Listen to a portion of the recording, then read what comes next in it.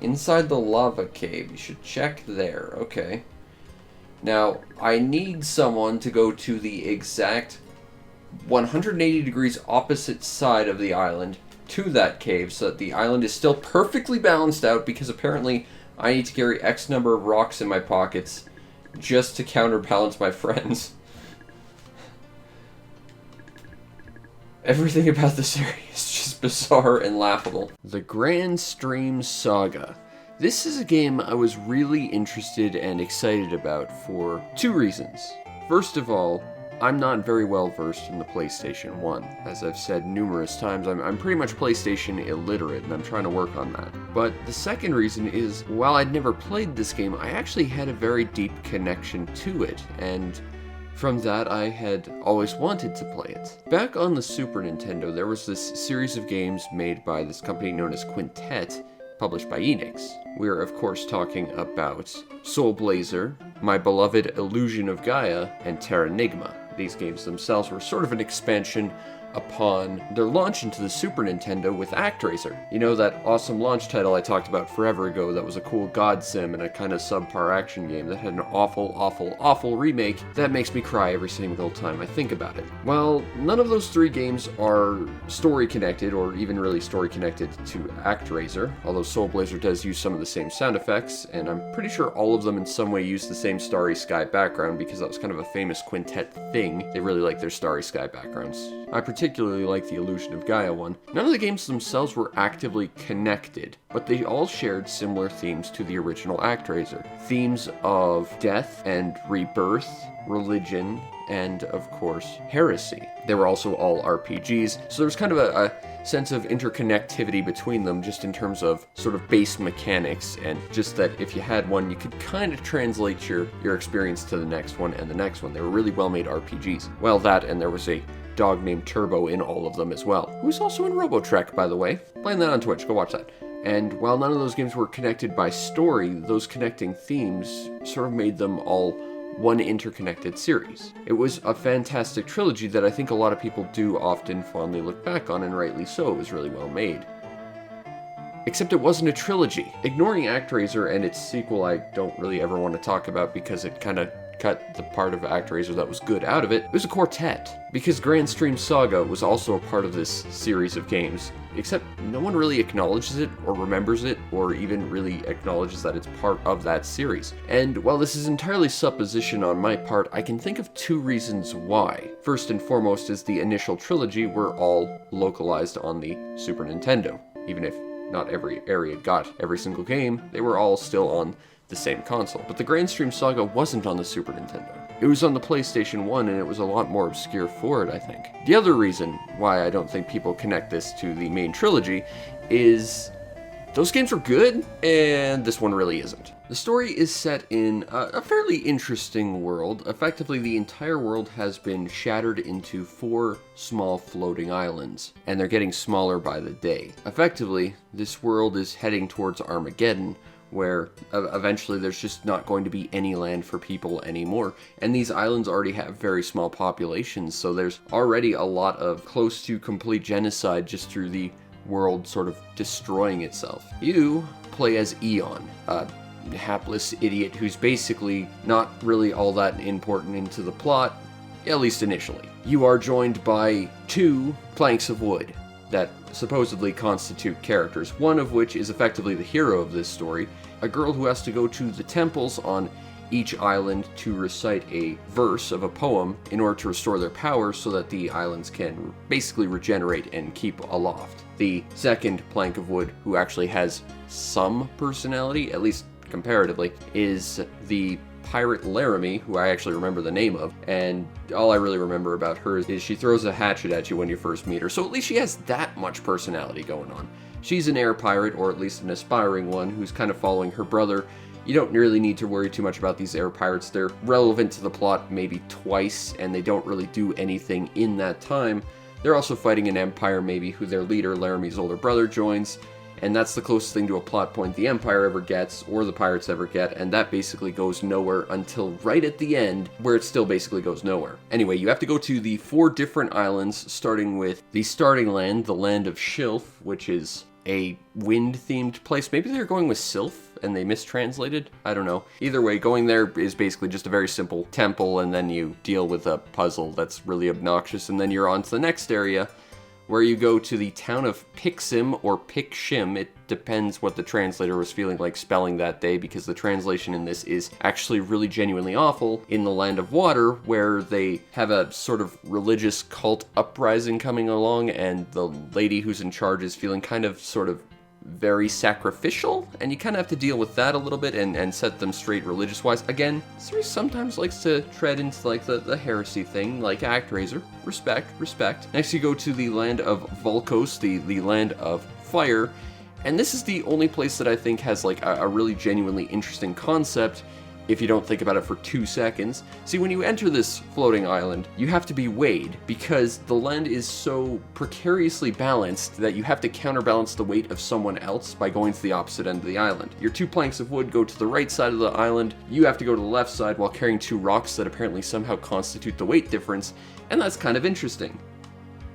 Except that if you think about this for even 2 seconds, it makes no sense, because that would mean that the islands have to have the exact same population that weigh the exact same. They'd have to be built in parallel, and everyone on it at any point would have to be moving in synchronicity with the person on the opposite side to counterbalance it. They didn't really think this through, and it's an interesting idea, but again, if the weight is so precise that you need to counterbalance with exact weight difference by going to opposite sides, you really have to think about that, and then you realize it makes no sense. It makes even less sense when you realize that, oh, a giant earthquake ripped open half of one town and a volcano erupted on the other side, thus making one side potentially heavier and the opposite significantly lighter, and nothing happens with that. Also, you go to a place that's basically a giant Akira, and you deal with some stuff, and then you recite the verse, and then it's fine, so go away. You then go to the land of Zephyr, which should probably have been the wind place, but okay, that's the Erath place, where you then have to go to every other place a second time to do a small quest and come back, and then you get the verse and you can leave. And then the game basically ends, except I haven't even talked about the story yet, because then you get to the final chapter where the game just exposits an actual plot at you. Out of nowhere, about 3 rooms from the end, from a final boss that otherwise wasn't introduced. Yeah, this story is a mess, and the characters are completely devoid of personality and identity, and I don't just mean the fact that their faces have melted off. Most of the characters are completely irrelevant to the plot. Your pirate partner comes with a magical talking chicken, who is voiced by Mona Marshall, who acts as transport once throughout the entire game, and then is just someone who hangs out to take up space in the story. And then you've got like a talking island who serves as your bus for the rest of the game, who has no point in the actual story until right up at the end. This game is a mess story-wise. The whole subplots involving the Empire and the pirates are basically something that could be cut and nothing would really be lost, because they don't really affect anything other than just taking up time. You don't even get the story or your character's actual point in it until the end. You are literally a side character bodyguard for this other girl whose name I can't even remember, because she was so devoid of personality and point in the plot. This game is rough, story-wise, is what I'm saying. And it doesn't even have the sort of thematic connections to the other game until, again, that final chapter, introduced about 3 rooms from the end of the game, where it just exposits at you to no end. And they don't even sub the exposition, it's all done through voice acting, which all the voice acting in this game is tuned way too low, as is all the cutscenes. So I actually didn't even get to hear much of it because I streamed it and I didn't want to mess with the audio recording. So that's fun. But yeah, the story to this is a complete mess. It's not translated very well. It's translated inconsistently. And while there are some interesting ideas here, it's just not well thought out or considered in any real meaningful way. Nor is there any real active characterization in it. You're playing, at best, personality-devoid mannequins that does not help support the plot in any real meaningful way. And you know, basically everything about this game in terms of gameplay and plot is forgettable. This is the follow-up, ostensibly, to Terra Nigma, to Illusion of Gaia, to Soul Blazer, to the ActRaiser games. Those are big shoes to fill, and it fails to do it on the smallest scale. I remember the individual stories of every single villager in ActRaiser. I remember the general plot of ActRaiser 2, but ActRaiser 2 is not really all that worth talking about. I remember rebuilding cities by going into dungeons in Soul Blazer. I remember all the interesting locations and characters, and the loss and the meaningful, heart-wrenching moments of Illusion of Gaia. I remember rebuilding the entire planet from the inside out in Terra Nigma. It has been forever since I've played all of these games, and with the exception of Illusion of Gaia, I don't have any nostalgia for them because I didn't play them as a kid. I remember the plot of those games that I haven't played in probably 10 years better than I remember the plot of Granstream Saga, a game I just finished playing. Because there's less of it here, it's significantly less meaningful, and there's basically no character development or intrigue to this. There are no characters here. There are mannequins you pilot around and two that follow you that actually do the plot for you until the end when there actually is a plot, which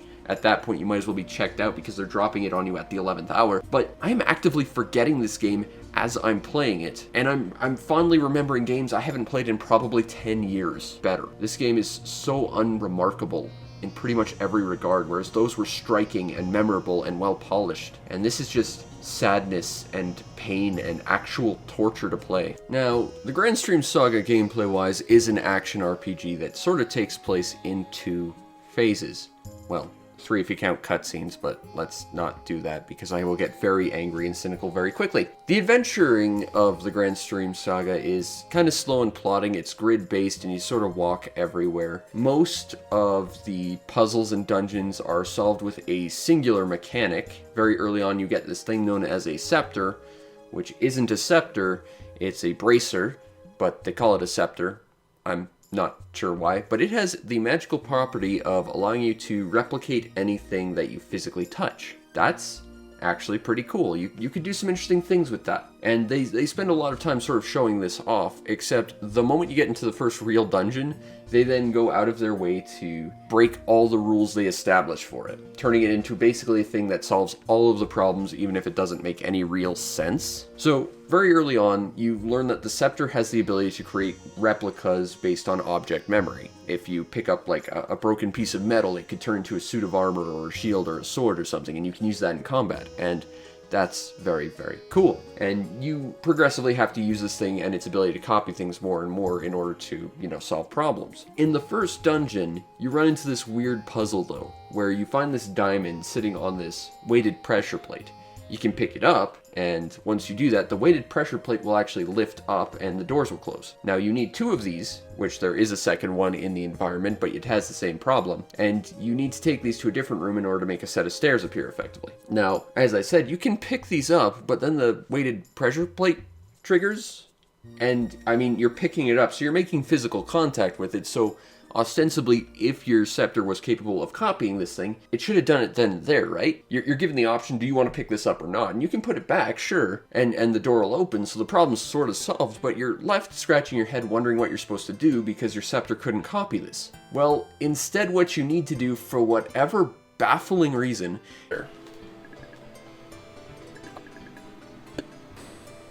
Okay, game. That's stupid. I want to point out that in the history of everything up to this point in the game, when you want your scepter to, like mimic a thing, you have to pick it up. Is go up to the keys, and when it says, do you want to touch this, you say no! Because for some reason, not physically interacting with this thing is what makes a copy of it for you. And that goes against every single thing you've been taught up to this point, and kind of breaks every single rule of the scepter in one moment. But that's not where we're done, because later on in the game, when you go to that stage that has a giant Akira that you kind of wander through and it's a complete bizarre tonal shift, well, your scepter is used to copy the actual words of the verse that you need to then give to your plank of wood to recite to save the day. Now, you might be thinking, well, you physically touched a stone slate with your thing, so it created a copy of that, right? No, instead if I remember correctly, you hear the words in your head from like a ghost memory that tells you them, and somehow it creates a physical copy of that. Somehow. This is inconsistent and nonsensical, and it basically turns what was initially a really cool concept that would be a way to get items, because otherwise there's very little ways to get items in this game, or weapons. Like, seriously, all the weapons in this game are just found, and money and items are completely pointless. I'll talk about that in a sec, but it completely destroys all the value and consistency this thing has to basically just a plot MacGuffin that drives every sort of puzzle to its logical, or rather illogical, conclusion, because the developers couldn't think of any other way to make any of this work other than just make the magical thing do it. Don't explain it, don't have any consistency for it, just have the magical thing do it. Yeah, that makes sense. Also, while I'm complaining about the first dungeon, let me tell you, the final puzzle in the first dungeon is absolutely stupid. You're in this huge square room, and in 4 corners there are these windows. These windows have 2 shutters on them and a windmill in the middle. The whole goal is that you have to arbitrarily move these shutters in such a way that you activate like a wind passage. Although the game doesn't explain what shutters need to be moved in what way, because both the left shutter and right shutter can be opened and closed, with a total of 4 possible combinations per the 4 individual windmills, really. And because there's 4 windmills with 4 potential shutter combinations each, well, quick math will tell you that is 256 potential answers to this puzzle, so you can't exactly brute force it, yeah? Obviously, this game has to tell you what the actual answer to this is. Do you find it in the dungeon? Do you find it, like, on the wall paintings, or, you know, on a piece of text, or maybe something dropped from an enemy, or, you know, anything else? No. The game does tell you what it is, but it tells you in a book on a table in the village outside of the dungeon that you might not have ever gone into, that you might not have ever noticed was there, that is entirely unclear that that's actually supposed to be there. Look, I'm all for letting you, allow you to solve these problems on your own and find these hints on your own, but when you make the hints external to what the problem actually is, that's just obtuse and badly designed. As you wander around the various dungeons of this game, you will encounter beasts. If you come into contact with them, then you suddenly start a fight. Fights are done one-on-one and are actually quite interesting, at least conceptually and on a technical level. See, whenever you run into an enemy, the game will actually zoom in on your actual physical location in any dungeon and replicate your exact location in greater scale to where you're fighting the beast. You are actively fighting where you stood, and all the actual like filigree and like pillars and geographical landmarks of your location will be reflected specifically where you are. This is genuinely technically interesting. Not much else about this game can say that though. So once you start getting into fights, you have to deal with some inconsistent mechanics that are really detrimental to the gameplay. Your basic moveset is attack, defend, you can sidestep, there's even a run command, although I found it to be a little bit inconsistent, and eventually you can pick up super moves which utilize fighting game inputs, so I never got really good with them. There's also a magic system that utilizes a reserve of mana that is really hard to refill. You can either use expendable items on that, or really the only other thing you can do to get mana is just farm fights. And you never want to farm fights, because fighting in this game is just pointless. See, there's a leveling system in this game, but levels are only given out through arbitrary plot points. There's a limit to how many levels there are in this game, and you can't gain more than where you are at any one point. On the bright side, this means you don't need to grind because there's no benefit other than money or items, both of which are kind of pointless in this game, because money is only utilized in purchasing healing items and stuff, which you find in plentiful amounts in the various treasure chests and in the dungeons and stuff, and you'd only be using them if you bothered fighting. But fighting gives you no experience, and really is just a resource drain, so there's no benefit to actually ever doing that, because the only thing you'd get is money, which again would be used for items that you would just waste for continued fights, and really there's no point in actually fighting outside of like the story required fights, just because there's no benefit to it. And I can tell you the actual combat is painful, because while you have a fairly basic moveset, so does your enemy, but they play on a different field than you. See, the enemies actually seem to read your inputs and can actually take priority on anything you do. They also have the ability to block any move you throw at them and can guard indefinitely. I've had some fights in this game take minutes just because the enemy will never actually drop their guard. On the bright side, there is one enemy that will actually drop their shield if you do enough damage, but it's random and kind of just luck-based. That's kind of a neat mechanic. Every other enemy in the game can just guard indefinitely, however, and they will, and it's obnoxious.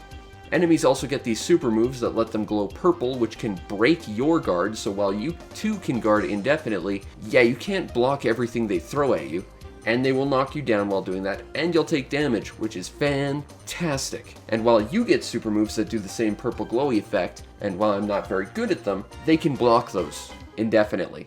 Like, your super moves don't have the same properties as theirs, and they're effectively worthless, and they're just obnoxious to try and actually pull off. There's nothing enjoyable about this combat, honestly. There aren't a lot of enemies to fight. I think there's like 6 before recolors and like maybe 12 with recolors, and the recolors all basically play the same. Most of the bosses are pretty obnoxious, and a lot of them are just copy-pasted, especially near the end when you have to sort of do the entire world over again. You fight the same boss like 4 times, and they behave basically identically, and there's just very little varied mechanics in terms of the fights outside of the one guy who has a physical shield you can knock off sometimes, but it's random. While there is effectively a melee comboing mechanic in this game, pulling off the combos seems largely inconsistent and based on your button timings, but again, that too feels inconsistent, so you can't actually reliably rely on any of those to actually deal damage, which can put you in some very precarious spots. And some enemies are just outright designed to be cruel. Mimics in this game are awful, not just because killing them gives you no reward, like basically every other fight in this game, but the fact is they can basically throw a spread of damage directly in front of them indefinitely. Meaning the only way to reliably deal with these is just to waste your magic on them. Fortunately, I found a pretty reliable way of detecting where mimics are because they are identical to regular chests, and that is that they are effectively chests in areas that are slightly wider so that they actually have an area to fight them in, because they wouldn't put them in very small corridors where you couldn't maneuver. And that's like the only saving grace, is at least there's a consistent way to detect mimics to avoid them, even if it's completely through just understanding how the game was actually made. Which, in requiring you to have some sort of meta understanding of game design, even a very rudimentary one, fundamentally removes you from the actual adventure itself, because now you're just thinking about how the game was made and not the adventure you're on. So even that small silver lining is pretty bad. Combat in this game is nothing but a drain on resources. There's no benefit, there's no reward, because all you get is money, which can only be put towards items that would get expended in those fights that you wouldn't bother doing if you hadn't bothered with the fights. It's a total crapshoot, and when you get into fighting, you just feel entirely up against a wall because you are fighting literal brick walls that can block everything you throw at them, potentially forever. Combat is not fun in this game, and while it's kind of conceptually interesting, and while it's neat to see that one enemy sort of jump over you and see the camera sort of flip 180 so that you have to turn around and stuff, and that's kind of thrilling, you know, you see it so many times it loses its luster after like the 3rd time, and there's so few enemies that you will be seeing that a lot in this game. There is very little I can praise about the combat because it's just slow and clunky and clumsy, unrewarding, and just torturous to actually take part in. And I feel like that is a great description of the Granstream Saga, because so many things about the actual plot are giving you such a basic, simple task, and it's designed to be as convoluted and unclear and arbitrarily dumb as possible. I remember at one point, near the end, you are hanging out on the pirate's ship, and you were just told, go back to your room. That's your thing to progress the plot. You just go to your room, that advances the plot, that's your goal. Easy enough, because you know where your room is, except that you go there, and nothing happens. One of your 2 planks of wood is hanging out there, so you can sit there and talk to her, but she just says, you should go out and waste some time before you come back here. Okay, so I leave, I go out, I talk to literally everyone on the ship, and everyone basically just tells you, go back to your room. That's all they want, that's all you can do. What are you supposed to do in this situation? Well, I can tell you, I wasted an hour doing this because it's wildly unclear, and then I looked up a guide, and what it is that you have to basically enter and leave your room, and a random dice roll in the background takes place. And eventually, if you're lucky, that dice roll will say, okay, time has passed arbitrarily because there is no passage of actual time in this game. Now you're done and you can advance through the plot. And that's basically everything in this game. They will frequently give you such a very basic objective, like just go here or just talk to this person.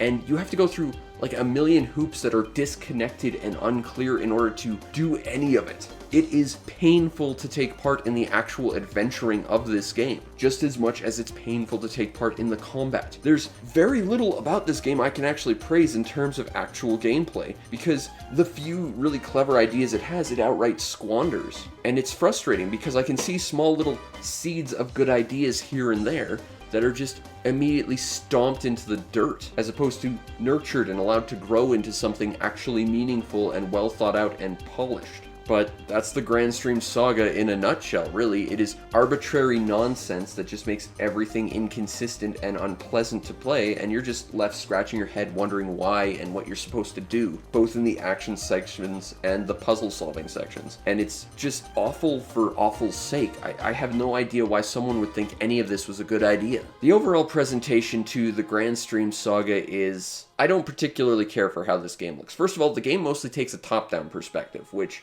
I've never been the biggest fan of. I know that's a very arbitrary thing to say, but if you take sort of a top-down perspective of the world, you really genuinely lose a sense of scope and scale for what the world you're actually in is. It feels like you're not running around a world so much as you're just running around a couple dioramas. It's also really bloody hard to navigate some of these locales because it utilizes a lot of similar shaped corridors. More than once, I got turned around and confused because a lot of areas look exactly like a lot of other areas. The characters themselves are very, very ugly. It suffers from the same problem the original Metal Gear Solid had, where they just couldn't make character faces. So sometimes characters have portraits to sort of supplement that, sort of, but not every character gets them, and some of them get more emotive ones, some of them don't. It's very inconsistent and leads to a very messy presentation visually in regards to the characters themselves. The enemies are okay. There are a couple that I actually really like. I like the big suit of armor guys. They're kind of cool looking, but again, there's like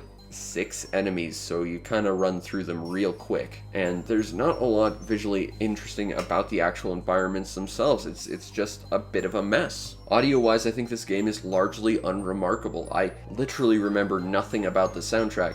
And bear in mind, this is in a game that is related to Illusion of Gaia and ActRaiser and Terra Enigma. It has big boots to fill, and it fails to meet any of them in terms of anything, really. For some reason, there's voice acting in cutscenes, but for whatever reason, the audio mixing is so messed up on them that you have to actually crank the difference by about 20 decibels to actually sort of match the gameplay volume, which meant that I spent more time messing with sliders on my stream than actually listening to the plot. Not that there's much of one worth paying attention to. And, you know, if you're playing on a TV, you're just gonna have to crank the volume just to listen to what's going on. And you see the same dumb canned animations of transporting all over the place, especially near the end where you have to travel across the entire world like 4 times to get to all these mini sub-dungeons just to remind you of places you've already been. So I hope you like the teleporting animation, as pointless as it is. And most of the cutscenes in this game are pointless. They're animated like 5-second things that don't communicate any sort of information there, and I swear are just there to take up space on a disc. The presentation in this game is an absolute mess. Now, if you want a copy of the Granstream Saga on PS1, the cheapest copy I see on eBay right now in English is $30. I would suggest you save your money. It's painful to play this game. It's not fun to play this game. It's really just sad to think that this is the last game in the legacy that was potentially started by ActRaiser or Soul Blazer, depending on how you want to actually, count this. But it was a very strong series all the way through up to this point.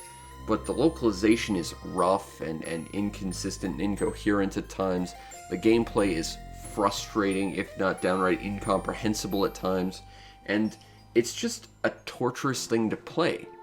This is not a game I ever really want to touch again, and that's coming from someone who has deeply fond memories of this series. This is from someone who was actively excited to play this game. This is kind of deeply painful for me to talk about, because I loved Illusion of Gaia, I loved ActRaiser, I loved Terra Enigma, I liked Soul Blazer well enough. I haven't actually played all that much Soul Blazer, but I loved this series so deeply, and especially just Illusion of Gaia was such a big, important point in my life as a kid. I rented it once, and without even remembering its name, the visuals and the story and the events had stuck with me for about 20 years, and I desperately was looking for it every day for those 20 years, on and off, trying to figure out what that game was because I needed it in my life. That's how important Illusion of Gaia was to me. To see it fall so far to something that's basically only just there to be frustrating and a huge time waster and an inconsistent thing that tells a story that's badly paced and better off not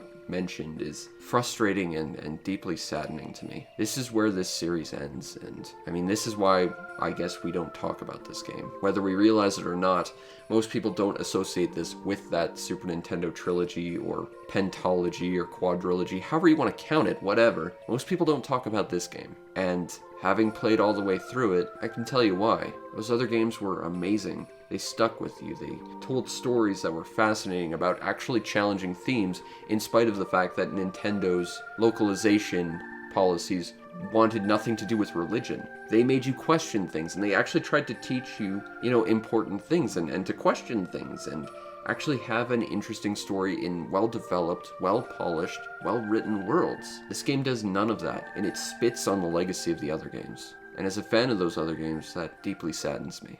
Soul Blazer was a little bit rough around the edges as well. That was a really fun game too. Not my favorite in the Quartet, but it was a very good game. Oh god, I'm gonna die. Is there a flee option? If there is, I'm not finding it. Oh, yep, I'm dead. Alright, back to the save point. Continue, and by that I mean reload my save. I think calling that a continue is not accurate at all.